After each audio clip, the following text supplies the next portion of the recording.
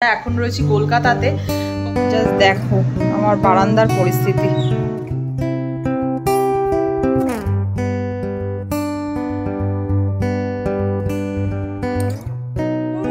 সোফার নিচ দিয়ে ট্র্যাক গেছে, আজকে দেওয়া যাবে, এটা বেশ বড় হয়েছে।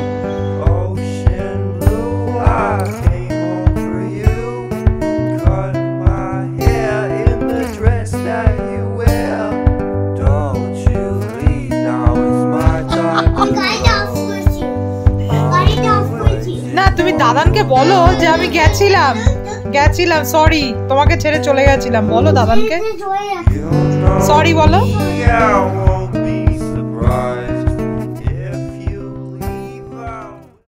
মর্নিং এভরিওয়ান, সবাই কেমন আছো? আশা করি সকলে সুস্থ আছো। Welcome back to my channel. আজকে হচ্ছে শুক্রবার, আমরা এখন রয়েছি কলকাতাতে। গতকালই বর্ধমান থেকে ফিরেছি। তোমরা আগের ব্লগগুলোতে দেখেছো যে আমরা গিয়েছিলাম বর্ধমানে, ওখানে এক সপ্তাহ মতন ছিলাম। বর্ণ যেহেতু সামার ভ্যাকেশন চলছে সেই কারণেই যাওয়া, এতদিন থাকা। আর গতকাল আমরা ফিরেছি প্রায় রাত 9টায়। আমাদের ট্রেন ছিল হচ্ছে হাওড়াতে, মানে বর্ধমান টু হাওড়া। শহীদে এসছি আমরা, শহীদ রামপুরহাট থেকে ছাড়ে আর কি। তো 6:30 ট্রেন ছিল। তো আমাদের বাড়ি ঢুকতে ঢুকতে ওই ধরো 9টা বেজে গেছে। তারপর আবার ওই বাড়িতে গেলাম, মায়ের থেকে আমাদের রাতের মানে খাবারটা আনলাম, দিয়ে তারপর আমরা তাড়াতাড়ি কালকে শুয়ে পড়েছি। আর এসে জাস্ট দেখেছি কি তোমাদেরকে সেটা শেয়ার করব। এসে দেখছি আমাদের বারান্দার পরিস্থিতি পুরো লন্ডভন্ড। আমি দুটো স্লাইডার বারান্দার খুলে দিয়ে গেছিলাম, কারণ গাছগুলো ছিল সেই কারণে, মানে জল পাবে রোদ পাবে এই কারণে। এসে দেখছি পুরো লন্ডভন্ড সমস্ত গাছ, তোমাদেরকে দেখাবো।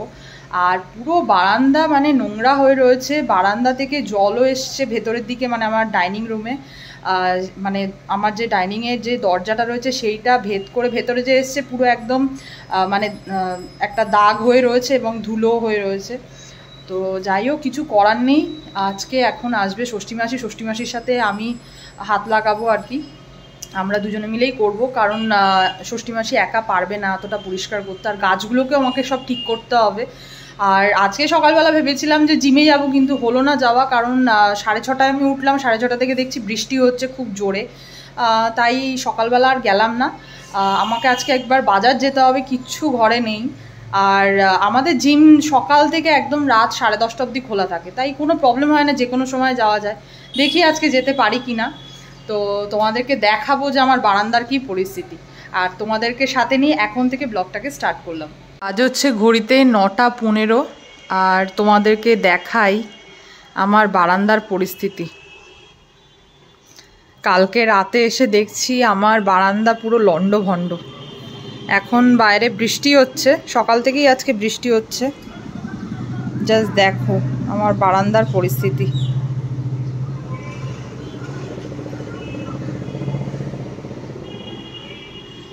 এখন ষষ্ঠী মাসি আসবে, ষষ্ঠী মাসি আর আমি সব পরিষ্কার করব। আর আমার যে কুমড়ো গাছটা ছিল, এখানে কুমড়ো গাছটা ছিল, তোমরা আগের ব্লগে আর কি দেখেছো। এই কুমড়ো গাছ তো আর নেই। কুমড়ো গাছের সাথে কুমড়ো গাছের গোড়া পুরো উপড়ে একদম নিচে পড়ে রয়েছে। এদিকে উচ্ছে গাছগুলোরও, মানে উচ্ছে গাছগুলো সব নিচে পড়ে রয়েছে। উচ্ছে গাছটা তাও বেঁচে আছে। আর এদিকে তুলসী গাছও পুরো হেলে রয়েছে। এদিকে তুলসী গাছ মানে ঠিক আছে, বাট হেলে রয়েছে। লঙ্কা গাছও তাই, লঙ্কা গাছগুলো পুরো এই দিকে হেলে রয়েছে। আর বাদ বাকি বগেনভেলিয়া, এদিকে জবা, এটাও জবা, এটা গোলাপ, ওদিকেও গোলাপ আছে, এখানেও একটা বগেনভেলিয়া আছে আমার। এই গাছগুলো মোটামুটি ঠিক আছে। এই জবাতেও দেখো, জবা গাছে প্রচুর জবার কুড়িও এসেছে। এদিকে জবা ফুটেও আছে একটা, এটা কালকে আরও ভালো ফুটবে। এইগুলো সব মোটামুটি ঠিকই আছে। গোলাপ গাছও ঠিক আছে, দেখো গোলাপ হয়েছে ছোট্ট, এখানেও আর একটা গোলাপ হয়েছে। তো এইগুলো ঠিকই আছে, বাট এই দিকের পোর্শনটার খুব খারাপ পরিস্থিতি। আমি মাসি আসার আগে এইটাকে পুরো একদম ঠিক করব। মানে খুবই কষ্ট লাগছে আমার কুমড়ো গাছটার জন্য, কারণ কুমড়ো গাছটা তোমরা আগের ব্লগে দেখেছো প্রায় এতটার মতন উঠে গেছিলো। আমি এখান দিয়ে পুরো সুতো দিয়ে এখানে অবধি রেখেছিলাম, এতটা অবধি কুমড়ো গাছটা উঠেছিল। বাট ব্যাড লাক, এসে দেখছি এরকম হয়ে রয়েছে। যাই হোক, এখন এইগুলোকে ঠিক করতে হবে, কিছু করার নেই আর। আর এখন ওয়েদারের পরিস্থিতি তো এই বৃষ্টি হচ্ছে বাইরে। তো যে এতটা অবধি জল ঢুকে গেছে তার প্রমাণ হচ্ছে এই ধুলোগুলো। এই দরজাটা দেওয়া ছিল কিন্তু তাও মোটামুটি এতটার মতন ঢুকেছে। বাজারে বাইরে প্রচুর বৃষ্টি হচ্ছে, জানি না কতটা কি ভালো পাবো আজকে, কিন্তু ঘরে কিচ্ছু নেই, যেহেতু আমরা এক সপ্তাহ ছিলাম না। তার আগে আবার সেই নর্থ বেঙ্গলে গেছিলাম, সেই কারণে সেরকমভাবে আর তখনও বাজার করা হয়নি। কিন্তু এখন কিছু না আনলে মানে প্রবলেম, তাই এখন যাচ্ছি, দেখা যাক কি যা পাবো তাই আনবো। আর ওরা এখনও ঘুমোচ্ছে, শুভম আর বর্ণ, ওরা ঘুম থেকে উঠলে তারপর ওদের ব্রেকফাস্টটা বানিয়ে দেবো। মানে ছাতা নিয়েই বেরোচ্ছি, প্রচুর বৃষ্টি হচ্ছে বাইরে, ভালোই বৃষ্টি হচ্ছে।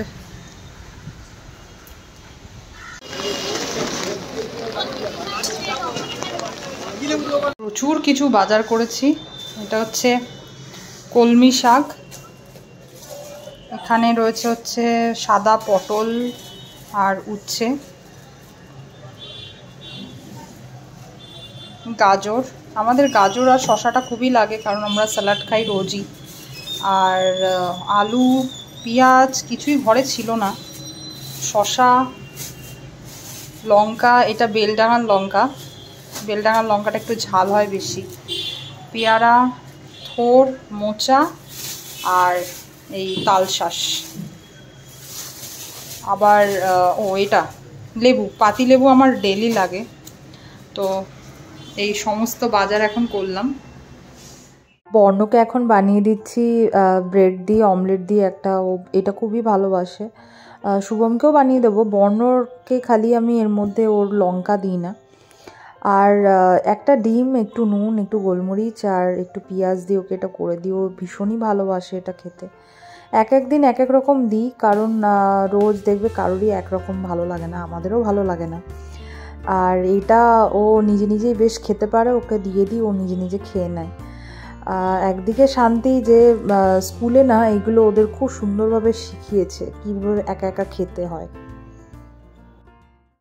আপনার ব্রেকফাস্ট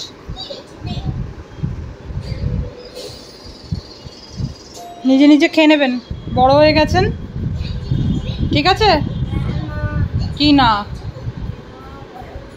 গরম ঠান্ডা হয়ে যাবে, রাখ এখানে, রাখ টেবিলে রাখ, নিজে নিজে খেয়ে নেবে, আমি কিন্তু খাওয়াতে পারবো না।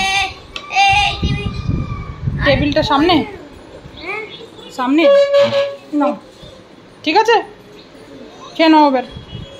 গরম আছে আগে, গরম গরম গরম। বর্ণকে ওইদিকে খেতে দিয়ে এলাম, আর এদিকে শুভমের জন্য বানাচ্ছি ব্রেড অমলেট। এটা আমি ডিপ করে করি, আর এটা বানানোও খুব ইজি। আর আজকে যেহেতু বাজারেও গেছিলাম, ওইদিকে অনেকটা সময় চলে গেছে, সেই কারণে এটা বানাতে খুব তাড়াতাড়িও হয়ে যায় এবং খেতেও বেশ ভালো লাগে। আর শুভমকে সাধারণত আমি রোজই জিজ্ঞেস করিনি কি খাবে, তো বললো আজকে ব্রেড অমলেট খাবে, তাই বানাচ্ছি। আর এটা না খুব ইজি, চটজলদি বানানোও যায়। ট্রায়াঙ্গেল শেপে কেটে নিয়েছি ব্রেডগুলোকে, দিয়ে এগ, তার মধ্যে গোলমরিচের গুঁড়ো, লবণ আর পেঁয়াজ আর কাঁচা লঙ্কা। এটার মধ্যে ধনেপাতা, টমেটোও দেওয়া যায়, আমার ঘরে এখন ধনেপাতা এই মুহূর্তে নেই। আর টমেটোটা আমরা সাধারণত খাই না, বাড়িতে আনাই হয় না, তো সেই কারণে জাস্ট পেঁয়াজ আর কাঁচা লঙ্কা দিয়ে এটা করে দিয়েছি। এটা খেতে খুবই টেস্টি হয়, তোমরাও নিশ্চয়ই বাড়িতে করো এগুলো। মানে মোটামুটি আমাদের বাঙালিদের সমস্ত বাড়িতেই এগুলো হয়, আর এগুলো দেখবে খেতেও বেশ ভালো লাগে আর তাড়াতাড়িও হয়ে যায়।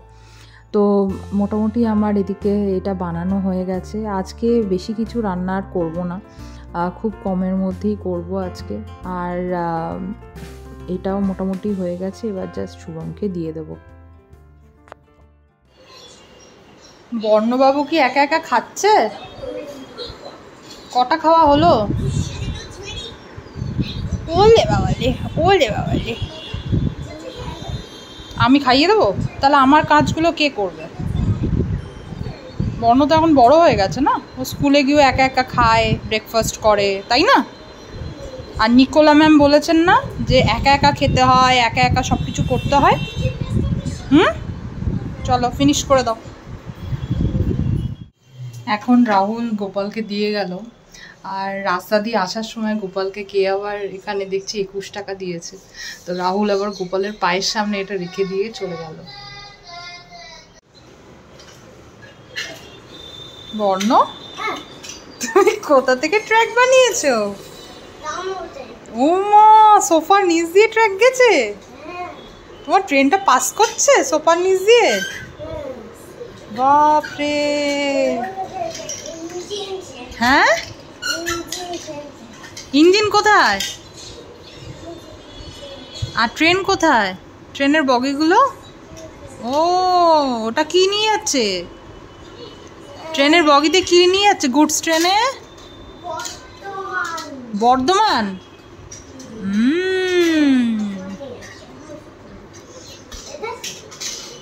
আসানসোল থেকে আসছে গুডস ট্রেনগুলো, আসানসোল থেকে আসছে গুডস ট্রেন, জানো? কোল নিয়ে আসছে আসানসোল থেকে, ধানবাদ থেকে। এটা আসানসোল যাবে? ওটা তো ওইটা তো প্যাসেঞ্জার, এটা বর্ধমানে যাবে, আর এটা আসানসোল থেকে আসছে।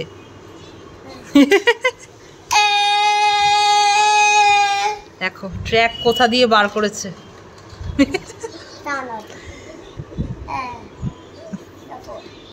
বান্দাটাকে মোটামুটি মানুষ করেছি, মানে যা পরিস্থিতি, যা নোংরা ছিল, মাসি আর আমি দুজনে মিলে হাত লাগিয়েছিলাম। এখন মোটামুটি একটু চেঞ্জ করেছি গাছগুলো। গোলাপ দুটো এখানে রেখেছি, এখানে দুটো গোলাপ হয়েছে, এখানে একটা আর এখানে একটা ছোট্ট গোলাপ হয়েছে, আর এখানেও অনেকগুলো ফুল এসছে। এটা আজকে দেওয়া যাবে, এটা বেশ বড় হয়েছে। মোটামুটি বারান্দাটা ভালোই পরিষ্কার হয়ে গেছে।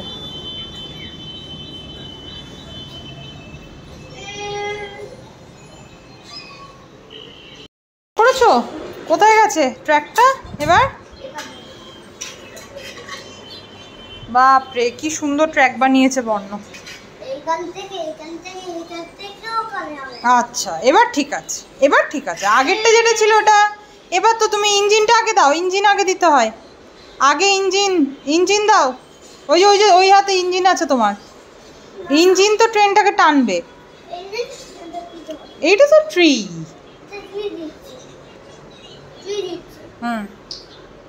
ও বাবা, আবার ট্রি আছে দু সাইডে। বাহ বাহ বাহ বাহ বাহ, খুব সুন্দর। এবার ইঞ্জিনটা সামনে দিয়ে দাও। আচ্ছা, ইঞ্জিনটা সামনে দিয়ে দাও। আচ্ছা ঠিক আছে। আচ্ছা, আজকে গপু অনেক দিন পর বাড়িতে ফিরলো। আমরা যেই নর্থ বেঙ্গলে গেছিলাম তার আগে রাহুল নিয়ে গেছিল। রাহুলকে তোমরা অনেকেই হয়তো চিনবে, ব্লগে দেখেছো। রাহুল হচ্ছে আমার বাপের বাড়িতে, মানে মায়ের বাড়িতে ও নিত্য পুজো করে দুবেলা। আমাদের যেহেতু বাপের বাড়িতে মন্দির আছে, তো সেখানে ও পুজো করে, এবং ওই আমার গোপালকে নিয়ে যায়, আবার ওই দিয়ে যায়। আমরা যখন কোথাও যাই তখন মন্দিরে গপুকে রেখে যাই, কারণ আমার গপু যেহেতু অনেকটাই বড়, এবং কোথায় যাব কি পাবো না পাবো, ওর জন্য আমি সেরকমভাবে গপুকে নিয়ে কোথাও যাই না। আর যেহেতু আমার বাড়ির সামনেই আমার বাপের বাড়ি আর কি, তাই সেই কারণে, এবং আমার বাপের বাড়িতে যেহেতু মন্দির আছে যেখানে দুবেলা নিত্য পুজো হয়, সেই কারণেই আমি গপুকে ওখানে রেখে যাই। আজকে বানিয়েছি থোড় ছেচকি। এটা আমাদের খুব প্রিয় একটা খাবার। আর বানিয়েছি হচ্ছে মুগের ডাল, একটু গাজর একটু আলু দিয়ে, কাজু কিশমিশ দিয়ে এটা বানিয়েছি। এটাও বেশ ভালো লাগে খেতে। আর শুভম যেহেতু বড়া খেতে খুব ভালোবাসে, এটা বানিয়েছি ডালের বড়া, আর হচ্ছে স্যালাড। ব্যাস, এই হচ্ছে আমাদের আজকে দুপুরের লাঞ্চ, খুবই হালকা অ্যান্ড সিম্পল। আজকে রাতের জন্য বানাচ্ছি এগ তড়কা। তার জন্য নিয়ে নিয়েছি পরিমাণ মতন কাঁচা লঙ্কা কুচি, এছাড়া নিয়েছি 1 টেবিল চামচ মতন আদা কুচি, 1 টেবিল চামচ মতন রসুন কুচি, আর নিয়ে নিয়েছি 5টা ছোট সাইজের পেঁয়াজ কুচি। এছাড়া নিয়ে নিয়েছি অরহর ডাল এবং তড়কার ডাল, ওই দুটো মিলিয়ে 500 গ্রাম মতন। একটা হুইসেল দিয়ে সেদ্ধ করে নিয়েছি ভালো করে। তো এটাই হলো আমার আজকের মেন ইনগ্রিডিয়েন্টস। এছাড়া নিয়ে নিয়েছি 3টে ডিম ফেটিয়ে। এবার এর মধ্যে দিয়ে দিচ্ছি গোলমরিচের গুঁড়ো পরিমাণ মতন, এবং এর মধ্যে দিয়ে দেবো পরিমাণ মতন লবণ, দিয়ে এটাকে ভালো করে মিক্সড করে আমি এটাকে ভালো করে ফ্রাই করে নেব। এই এগ তরকাটা কিন্তু রাত্রিবেলা রুটি দিয়ে ভীষণ ভালো লাগে খেতে। আমি মাঝে মধ্যেই বানাই এবং ভাবলাম তোমাদের সাথেও আজকে এই রেসিপিটা শেয়ার করি। তো কড়াইটাকে ভালো করে গরম করে এর মধ্যে দিয়ে দিচ্ছি আমি সাদা তেল। সাদা তেল এখন আমি অল্প ব্যবহার করব, কারণ আমি এখন ডিমটাকে ফ্রাই করব। আর দেখবে ডিমটা ফ্রাই করলে অনেকটা তেল টেনে নেয়, মানে তুমি যতটা তেল দেবে ততটাই টেনে নেয়, তাই এটা কম তেলের মধ্যেই করার চেষ্টা করি আমি সব সময়। তো ডিমটাকে ভালো করে ফ্রাই করে নেব, ফ্রাই করে নিয়ে এটাকে তুলে রাখবো। এবং আমাদের বাড়িতে কিন্তু সবাই মানে এগ তরকা খেতে খুবই ভালোবাসে, তাই আর কি করা এটা। আর দেখো ডিমটা আমার ভালো করে ফ্রাই হয়েও গেছে। এবার ডিমটাকে আমি একটা পাত্রের মধ্যে তুলে নিচ্ছি। এরপর আমি এই কড়াইতেই দিয়ে দেব পরিমাণ মতন তেল। আমি পরিমাণ মতন যেরকম আমার মানে ডাল রয়েছে 500 গ্রাম মতন, তাই আমি সেই অনুযায়ী তেলটা নিলাম। তো প্রথমেই আমি কি করব, প্রথমেই আমি নিয়ে নিচ্ছি পেঁয়াজগুলো তোমাদেরকে বললামই যে আমি নিয়ে নিয়েছি প্রায় 5টা ওই মিডিয়াম সাইজের পেঁয়াজ, ছোট থেকে একটু বড় ধরো। তো ওই সাইজের পেঁয়াজ আমি 5টা মতন নিয়েছি, সেটা ভালো করে আমি ফ্রাই করে নেব। আর একটু এটাকে টাইম দিতে হবে, একটু যদি ব্রাউন হয় তাহলে বেশি ভালো হয়। তো ভালো করে আমার দেখো এই মুহূর্তে ভালো করে পেঁয়াজটা ফ্রাই মোটামুটি হয়ে এসছে। এরপর আমি এর মধ্যে পরের যে ইনগ্রিডিয়েন্টসগুলো রয়েছে সেইগুলো আমি অ্যাড করে দেবো। তো আমি এর মধ্যে দিয়ে দিলাম কাঁচা লঙ্কা কুচি, আদা এবং রসুন কুচি, দিয়ে এটাকে ভালো করে আমি মিক্সড করে নেব। তোমাদেরকে আরেকটা কথাও বলি, আমাদের বাড়িতে আমরা টমেটোটা ইউজ করি না, টমেটো খাই না। তোমরা চাইলে এটার মধ্যে টমেটো কুচিও দেবে, অবশ্যই দেবে যারা খাও, তাতে কিন্তু স্বাদটা আরও ভালো হয়। আমি সাধারণত আমরা টমেটো খাই না বলে এটা দিইনি। এবার এর মধ্যে দিয়ে দেবো 1 টেবিল চামচ মতন হলুদ গুঁড়ো, এবং দিয়ে দেবো 1/2 টেবিল চামচ মতন এখানে লঙ্কার গুঁড়ো, এবং আমি এর মধ্যে আবার অ্যাড করব 1/2 টেবিল চামচ মতন কাশ্মীরি লঙ্কার গুঁড়ো। এটা জাস্ট কালারের জন্য দিলাম। আর একটু দেখবে তরকা একটু ঝাল ঝাল না হলে কখনোই ভালো লাগে না। তো ভালো করে এটাকে মিক্সড করে ভালো করে একটু ফ্রাই করে দিয়ে আমি এর মধ্যে অ্যাড করে দিচ্ছি জ্যাগরি পাউডার। তোমাদের আমি বারবার এটা বলি যে পারলে জ্যাগরি পাউডার ইউজ করবে। আমি এখানে ওই 1.5 চামচ মতন জ্যাগরি ইউজ করলাম, এবং দিয়ে দিলাম 1 টেবিল চামচ মতন লবণ, দিয়ে ভালো করে আমি এটাকে মিক্সড করে নেব। তো যেটা বলছিলাম, জ্যাগরি পাউডার কেন ইউজ করি, কারণ চিনিটা কারোরই পক্ষে ভালো না, মানে যাদের সুগার আছে তাদেরও না, এবং সাধারণ মানুষের জন্য চিনিটা ভালো নয়, তাই আমি সবসময় জ্যাগরি পাউডার ইউজ করি। তো আমি তোমাদেরকে এটা বলবো যে প্লিজ বাড়িতে জ্যাগরি ইউজ করো, এটা তোমাদের হেলথের জন্য খুবই ভালো। এবং দেখো আমার ভালো করে এটাকে ফ্রাই করা হয়ে গেছে। এরপর আমি এর মধ্যে অ্যাড করে দিচ্ছি এই বয়েলড ডালগুলোকে। এর মধ্যে অড়হর ডাল এবং তরকার ডাল, এই দুটো ডাল আছে, তোমাদেরকে আগেও বললাম। আমি জাস্ট একটাই হুইসেল দিয়ে এটাকে মানে ওই ব্যাপারেই আর কি রেখেছিলাম, তাতেই সুন্দর সেদ্ধ হয়ে গেছে। তো এইটাকে আমি কি করব, এই মশলার সাথে যেইটুকুনি মশলা আছে আর কি সেটার সাথে ভালো করে ডালটাকে আমি মিক্সড করে নিচ্ছি। মানে একটু ভালো করে এটাকে একটু টাইম দিয়ে মিক্সড করে নিলে এটার টেস্টটা বেশ মাখো মাখো বেশ ভালো হবে।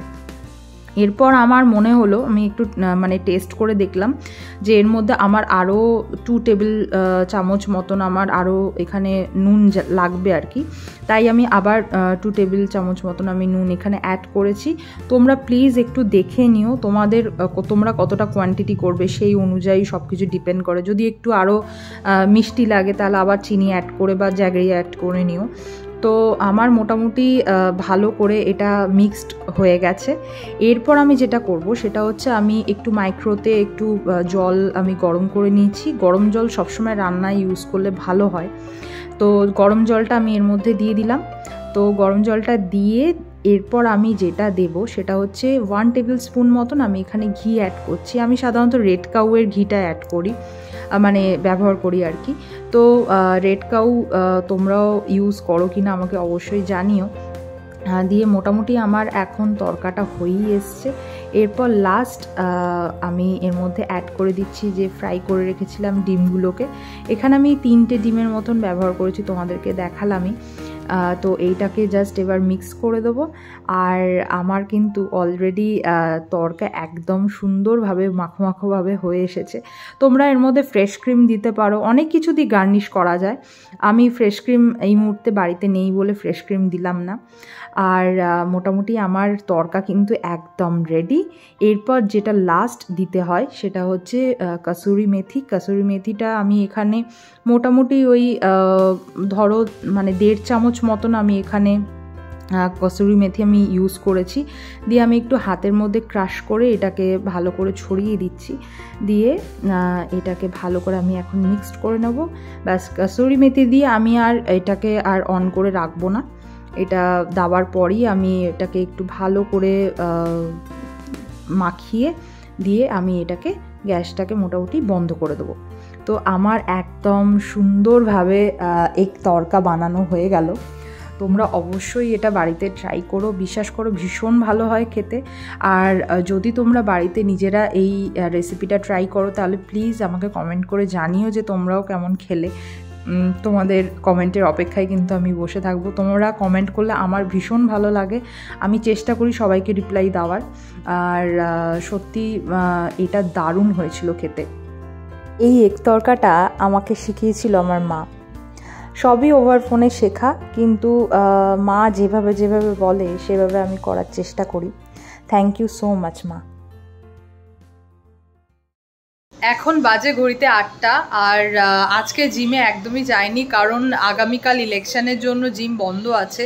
আর তারপর যেহেতু সানডেতে তো এমনিও জিম অফ থাকে, তো মানডে থেকে একবারে কন্টিনিউ করব। আর আজকে এখন একটু যাচ্ছি ওই বাড়িতে, কারণ তরকা বানিয়েছি। বাবা মা তরকা খেতে খুব ভালোবাসে, তাই ওদের জন্য একটু নিয়ে যাব। আর আমি আর বর্ণই এখন বেরোচ্ছি। শুভম একটু বাইরে কয়েকটা কাজের জন্য বেরিয়েছিল, ও মনে হয় চলেও এসেছে। এবার আমি আর বর্ণ যাব। তুমি নিয়েছিলে? নাওনি তো? হ্যাঁ, আমিও তোমায় নেব। ও যে ও তো তরকারি পছন্দ করে না, কালকে ট্রেনে করে আমি বাবার মায়ের সাথে তুমি বাড়ি যাবে। বাপ রে বাপ! না, তুমি বর্ধমানে তো মনিকে নিয়ে যাওনি? কেন যাওনি? মনি তো কেঁদেছে। দাদান কান্নাকাটি করেছে, মনি কান্নাকাটি করেছে, দিদান কান্নাকাটি করেছে। তুই সুইমিং করছিস? জল কোথায়? জল কোথায়? এখানে সুইমিং করছিস? এখানে জল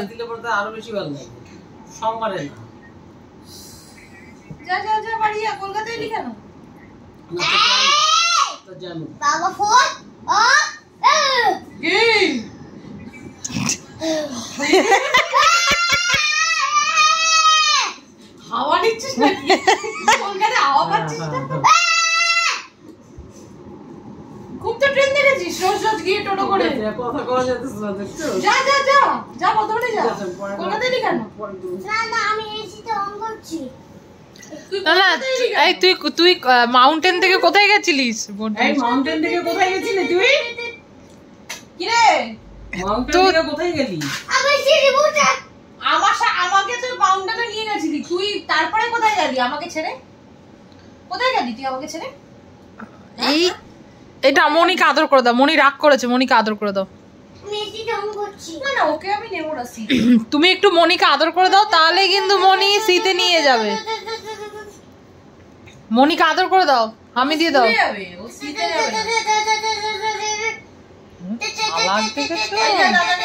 দাদান এসছে, এবার দাদান ধরবে। দাদানকেও নিয়ে যাসনি তুই? ছি ছি ছি ছি। দাদানকে বলছি দাঁড়া, তোকে কেন কলকাতায় রোবটটা অন করো। ও রোবট হবে তো। ব্যাটারি দাও। আচ্ছা দিয়েছি, হ্যাঁ দিয়েছি। ব্যাটারি দাও। হ্যাঁ এবার রোবট অন করো। ওই যে দাদা বলো আমি রোবট। রোবট দেখো রোবট দেখো। হ্যালো এই বর্ণ, তুই কোথায় গেছিলিস? কোথায় গেছিলে তুমি বর্ণ? দাদানকে বলো কোথায় গেছিলে? তুমি কোথায় গেছিলে? কোথায় গেছিলে? না তুমি কোথায় গেছিলে? কোথায় গেছিলে? কিছুতেই বলবে না। হায় রে ঠাকুর, কলকাতা বাবু কোথায় ছিল? বাঙালি বাবু কোথায় ছিল? ভালো মার ওখানে? হ্যাঁ ভালো মার ওখানে ও তো ট্রেনে গেছিল ও তো রোজ আবার আপ ডাউনের ট্রেন ঈশান দাদার ওখানে গেছিল ট্রেন প্যাসেঞ্জার ট্রেন না কোনো নামই হ্যাঁ আমরা সিটে কালকে সকালে সিটে যাচ্ছি ওকে না দেবো না তাহলে বর্ণকে না দাদান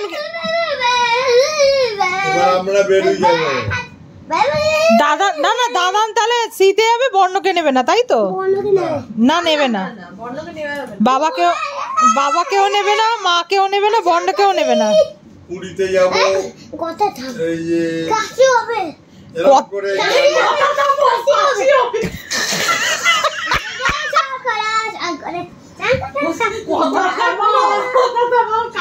কাশি হবে এত প্রশ্ন করো না ওকে ঈশান দাদা কোথায় ভালো মা কোথায় বাঙালি বাবু মনে পড়ছে না ওদেরকে বাঙালি বাবু আচ্ছা তাই কোথায় তাই না রকেট যা সব ভুলে গেছি তুই বর্তমানে কি ভেঙেছিস সেটা বল না না কোথায় গেছিলে আমি গাড়ি চলেছি না ও ট্রেন দেখতে গেছিল টোটো করে ট্রেন দেখতে গেছিলে না আমি গাড়ি চলেছি গাড়ি চলছো গ্যাংটক মাউন্টেনের কথা বলছে না আমি ট্রেনের টিকিট কাটবো ঈশান দাদা কোথায় ঈশান দাদা ট্রেনের টিকিট কেন কাটবি তুই কোথায় যাবি ভালো মা কোথায় গো ভালো মা কিছু বলেছে তোমাকে গাড়িটা অফ করছি ভালো মা তোমাকে কিছু বলেছে না আমি গাড়িটা অফ না তুমি কি বাঙালি বাবুর সঙ্গে খেলা করেছো না আমি গাড়িটা অফ করেছি আমি গাড়িটা অফ করেছি না তুমি দাদানকে বলো যে আমি গেছিলাম সরি তোমাকে ছেড়ে চলে গেছিলাম বলো দাদানকে সরি বলো সরি এর পরের বার থেকে তোমাকে নিয়ে যাবো বলো তোমাকে নিয়ে যাবো না সে যতই সরি বলো বর্ণ যেহেতু বাবা মা আর বোনকে বর্ধমানে নিয়ে যায়নি তাই কিছুতেই ওদেরকে বলবে না যে ও বর্ধমানে গিয়েছিল। যাই হোক আজকের মতন ব্লগটাকে এখানেই শেষ করছি। তোমাদের যদি আজকের ব্লগটা ভালো লেগে থাকে তাহলে প্লিজ একটা লাইক করে দিও, শেয়ার করো, কমেন্ট করো। Good night.